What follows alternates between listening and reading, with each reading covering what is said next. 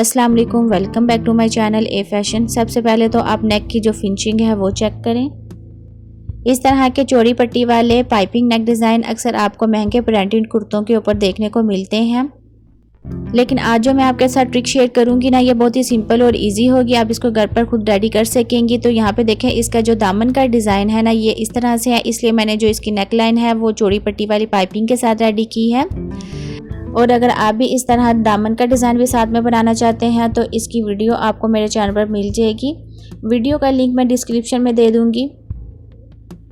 Same यही design को मैंने बैक साइड के ऊपर भी रेडी किया है, तो यहाँ पे आप देख सकते हैं। ये देखें, ये इस तरह से है।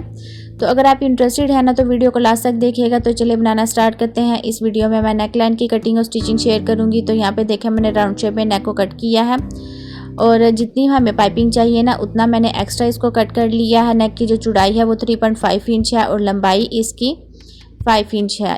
पेपर पट्टी को मैंने डबल फोल्ड करने के बाद इस तरह से नेक को भी डबल करके तो ट्रेस कर लूँगी। आप देखें, 1 इंच के फासले के ऊपर नेक को डबल ट्रेस करेंगे। जब मैंने शर्ट के दामन का डिज़ाइन बनाया था ना, उसके बीच में से ये मेरी एक्स्ट्रा पेपर पट्टी बच गई थी, तो इसी का इस्तेमाल कर लेंगे हम नेक के ऊपर भी।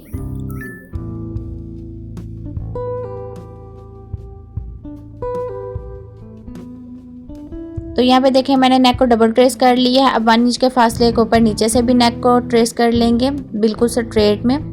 नेक की सेंटर में जो स्लिट्स की लंबाई है ये मेरी कम है, तो मैं इसको भी ज़्यादा कर लूँगी। तो यहाँ से जो मेरी राउंड शेप में पेपर पट्टी कट हो रही है ना, इसी को मैं नीचे वाली साइड के ऊपर सेट करने के बाद अपनी स्लिट्स की जो लंबाई है उसको ज़्यादा कर लूँगी।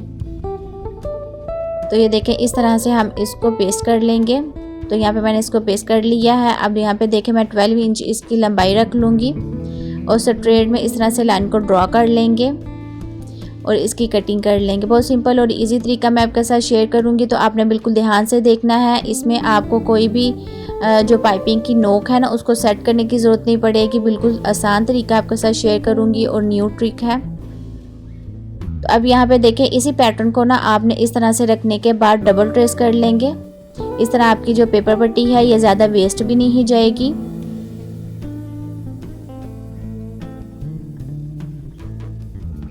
तो नीचे से जो स्लिट्स की लंबाई होगी ना, आपने इस पैटर्न की ज़्यादा रखनी है। अभी जो मैं ये पैटर्न कट कर रही हूँ ना, ये हमारा पाइपिंग वाला पैटर्न होगा। तो बिल्कुल बराबर में इस तरह से राउंड शेप में आपने भी इसकी कटिंग कर लेनी है। दोनों जो हमारे नेक लाइन है ना, ये बिल्कुल बराबर होने चाहिए राउंड शेप में।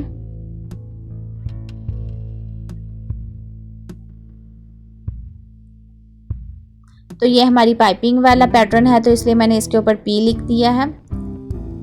अब यहाँ पे जो हमारा फर्स्ट वाला पैटर्न था ना, इसकी थोड़ी चौड़ाई हम कम कर लेंगे, तकरीबन 1/2 इंच में रख लूँगी।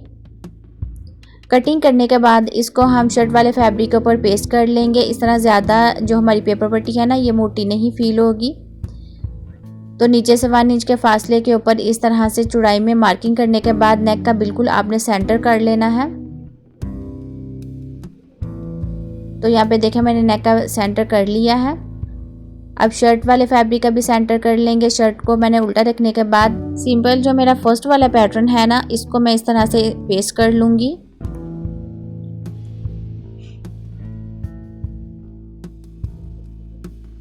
बिल्कुल थोड़ा सा फैब्रिक छोड़ने के बाद ना, इसी शेप में राउंड शेप में हम इसकी कटिंग कर लेंगे और जो थोड़ा मैंने एक्स्ट्रा फैब्रिक छोड़ा हुआ इसके ऊपर इस तरह से छोटे कट्स लगा लेंगे। अब यहाँ पे नीचे वाली साइड के ऊपर देखें, इस तरह बिल्कुल छोटा सा आपने वी बना लेना है और सेंटर से हम इसको कट करने के बाद जो हमने वी शेप में इसकी ट्रेसिंग की है ना, इसी के ऊपर इसकी कटिंग कर लेंगे। नेक लाइन का जो एक्स्ट्रा फैब्रिक है ना, ग्लू के साथ इसको इस तरह से हम पेपर पट्टी वाले पैटर्न के साथ कवर कर लेंगे। अब नीचे वाला जो हमारा वी शेप है, इसको इस तरह से आपने ग्लू के साथ इसको भी सेट कर लेना है और बिल्कुल बराबर में आपने बिल्कुल सीधा इस तरह से रखने के बाद इसको डबल फोल्ड करेंगे और साथ में आप आयरन करें। वीडियो को अगर आप अभी भी देख रहे हैं ना, तो आप देख सकते हैं कि बहुत सिंपल तरीके के साथ मैंने एक पैटर्न को शर्ट वाले फैब्रिक के ऊपर सेट कर लिया है। अब जो हमारा सेकंड वाला पैटर्न होगा ना, वो पाइपिंग वाला होगा, उसको हम कंट्रास्ट फैब्रिक के ऊपर रेडी करेंगे। तो यहाँ पे देखें, कंट्रास्ट वाला फैब्रिक मैंने ले लिया है, इसके ऊपर इस तरह से आयरन के साथ इसको पेस्ट कर लेंगे और बिल्कुल थोड़ा सा फैब्रिक छोड़ने के बाद बाहर वाली साइड से इसकी कटिंग करेंगे। और जो हमारा सेकंड वाला पैटर्न है ना, इसको भी मैं इसी तरह से फैब्रिक के ऊपर पेस्ट करूंगी।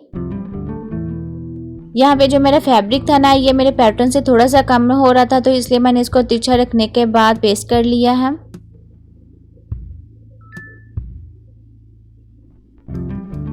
तो सेम उसी तरह से मैंने पैटर्न को कट किया है, जिस तरह से मैंने पहले वाले पैटर्न को कट किया था।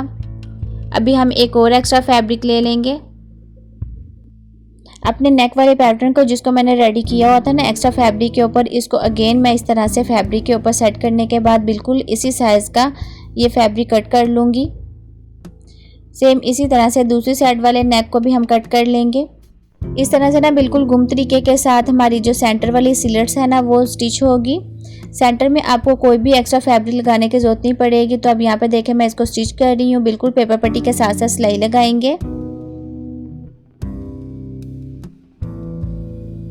अब सेम इसी तरह से दूसरी साइड वाला जो हमारा नेक डिज़ाइन है ना, इसको भी इस तरह से हम स्टिच करेंगे, बिल्कुल पेपर पट्टी के साथ साथ सिलाई लगाएंगे। इसको स्टिच करने के बाद ना जो ट्रिक है वो मैं आपके साथ शेयर करूंगी, तो आपने वीडियो को ध्यान से देखना है। तो यहाँ पे देखें मैंने इन दोनों को स्टिच कर लिया है। अब जो एक साइड का हमारा राउंड शेप वाला नेक जिसको मैंने कट नहीं किया था, इसको भी मैं कट कर लूँगी और कॉर्नर के ऊपर इस तरह से छोटे कट्स लगाने के बाद हम इसको सीधी साइड के ऊपर पलटाएंगे और साथ में आयरन इसको कर लेंगे। दोनों साइडों वाले जो स्लिट्स वाले नेक है ना, इनको आपने अच्छी तरह से आयरन कर लेना है। तो ये देखें मैंने इसको आयरन कर लिया है। अब ऊपर वाली साइड के ऊपर ना 2 इंच का हम कट्स रखेंगे। आप चाहें तो आप 1 इंच का भी रख सकते हैं, लेकिन 2 इंच बिल्कुल बेस्ट है। अब ये देखें इस तरह से आपने स्लिट्स को पकड़ना है